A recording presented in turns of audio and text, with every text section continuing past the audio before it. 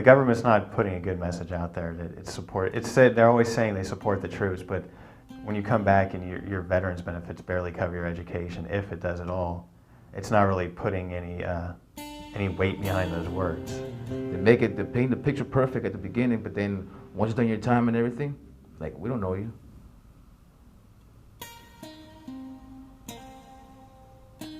While I was deployed overseas, I served as a supply specialist in a military police unit. I was instructor for the Iraqi National Guardsmen, and my third tour I was a tank commander for my platoon. I was in a Navy corpsman attached to 1st Marine Division as a rifle platoon corpsman. For my first deployment, I was in Najaf in 2004.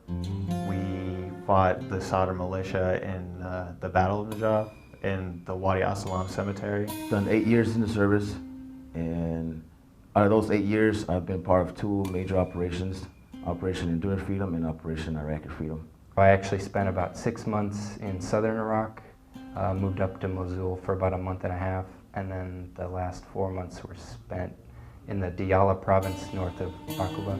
When I enlisted, I was under the impression that my college would be paid for, that I would have nothing to worry about. I was just told you're going to pretty much get your whole school paid for. The current GI Bill is inadequate. It's not covered. It hasn't kept up with the cost of living or cost of tuition or the cost of books. Well, what I'm given in the GI Bill every month is about $650. Working, commuting to school, commuting to work. I mean, you still need to pay for your meals. You still need to pay for electricity. The GI Bill doesn't cover my entire education. I mean, I'm in debt right now. It's a little different now. I have to look at things different, maybe not go to the schools that I want to because I can't afford it. Back in World War II, the vets that came home, their tuition and room and board and books and everything was fully covered by the GI Bill. The Servicemen's Readjustment Act of 1944, better known as the GI Bill of Rights. Tuition is taken care of, funds are provided for laboratory fees, books, supplies, and equipment are included. It's not the same as it was in World War II, I guess, with the benefits that we're getting today. Senator Jim Webb, decorated Marine Vietnam veteran, has a new GI Bill that covers tuition to the price of a state college. Bring the old GI Bill back and allow these young men and women, if they serve on active duty, to be able to exercise those GI benefits without paying into the system that they now have to pay into. This seemed to me to be a no-brainer, a true and meaningful GI Bill benefit for those who've been serving since 9/11. If the new bill passed, I think everybody will jump for joy. It'll provide the people like me and veterans that are coming home and soldiers and sailors, Marines and airmen that are going overseas. It gives them peace of mind.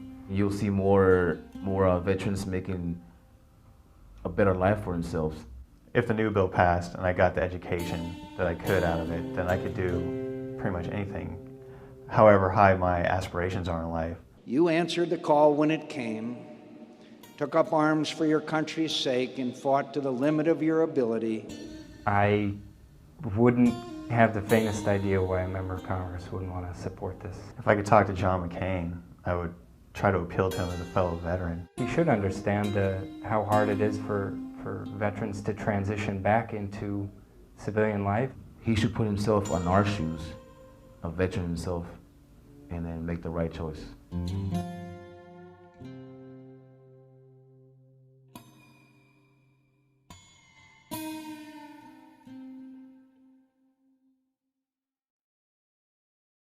Psst.